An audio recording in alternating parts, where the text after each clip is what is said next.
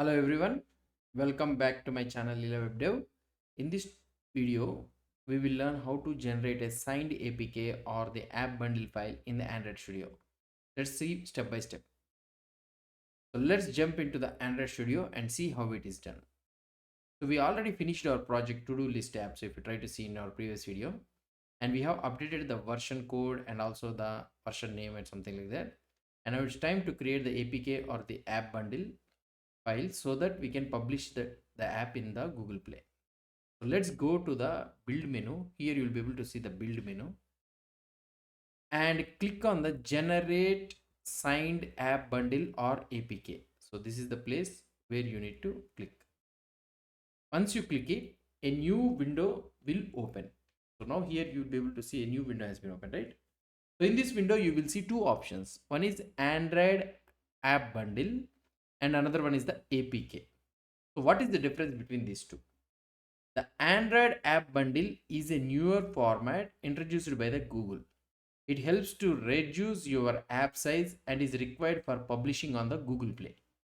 And the APK file is the traditional format. You can use it to distribute your app on other platforms like the Amazon App Store or the third-party APK sites. Since Google Play only accepts app bundles now, so we will continue with that option only. But don't worry, the process for creating an APK file is also almost the same. So let's select the Android app bundle and click on the next. So now here in the next window, you will see some fields for the Keystore path, key alias, and also the password. So this Keystore file is very much important. Okay. It is an encrypted file .jks extension you'll be having that will store your app's signing information. If you lose it, you won't be able to update your app in the Google Play Store again. Even if you create a new one also again, then also you cannot able to publish it. So one time only. So that's why you need to keep it safe. Since we haven't created anything yet, so that's why these fields are all empty. So let's create a new one. So let's try to create a new one. So let's try to create a new one. So I will be clicking on this new one. So click create new. So now choose where you want to save the file. So this is very much important. Now I can go here and I can click on this users and my name, and here I can create a new folder. So let's say that I will create app passwords. It's already existing the same OKS. So let's go to the app passwords. Inside this app password, I will try to generate the password. Okay. So let's keep it as password example. So whatever the thing you want, you can keep it. So now here, this is our JKS file. So let's click on the save. So here you will be able to see the JKS file. So this file will be saved as password example.jks file. So let's try to keep it as something like that. And now you can keep, and the next one is the password for this one. So important thing you need to remember is if you forget this password, there is no way to reset it. So write it down or save it somewhere else. So let's try to create the password for this one. Okay, so I have created it. Now let's try to create the alias key. So now in the key alias section, you will create another password and an alias for your app. For example, the alias can be here for this one will be to-do list. So as this project is a to-do list, so you can have a to-do list here. And the next one is the password. So now here you can keep the password for this one. So I have created the password, and this password is valid for the 25 years. You can also set the validity period. And so that's it. So now the last one, what we can do it is here you can fill the thing. So at least one of the field is necessary. So I have filled the thing and click on OK. So now that's it, finish. So now here you can click on the remember passwords, and let's go on to the next one. So here now your JKS file is ready, and you have also created the alias and passwords and everything. And we have checked on the remember password box also. So if you want our Android Studio to remember them for the next time, So that is a purely optional, and we have clicked on the next to continue. So here in this one, you will be able to see the two build options. That is nothing but debug and a release.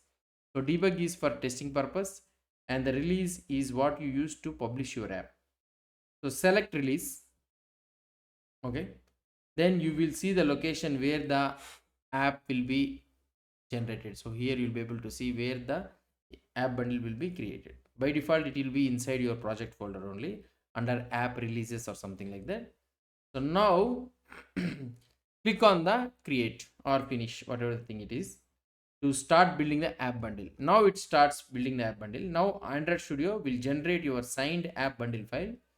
This might take some time depending on your computer speed and the size of your app. Once it is done, you will see a notification saying the build is completed. So you will see it may take some time. So let it, depends on the system speed and all things, it will take some time. Let it take. So now you will be able to see the build has been completed, and you can click on this one, expand the notification, and you will be able to see, click on the locate. This will open the folder where your app bundle has been created. So this file usually be here. So your project app under releases. So you will find your .aab file. This is the file you need to upload to the Google Play console to publish your app. So let's also check the JKS file where we have created. I have created in my user section in my Linux, and here I have used the app passwords. So where is this one? Gone. App passwords. Where I have created it. I will try to check it. So here we have created it. Okay. So here, sorry, here it is there. Password example in the Linux directly I have created. Let's try to move to this one. So now this is our password. Okay. So now this is extremely important. This file is extremely important. Remember, you need to you can create it only once. You can use it this for all your apps. If you lose it, you can't update your existing apps anymore. So keep a backup either in a cloud drive or on an external hard drive. Also store your passwords safely. So Android Studio saves the info automatically, but if you uninstall or reset Android Studio, the data will be lost. So always keep both the .jks file and your passwords secure. So that is what I can tell you. That's it guys about this one. So we have learned how to create a signed app bundle AAB file in Android Studio, and now you now know everything from creating the Keystore to generating the final file. In the next video, we will continue with how to upload this file to the Google Play console and publish your app. Thanks for watching. If you found this video helpful, don't forget to like, share and subscribe for more Android development tutorials. See you in the next one.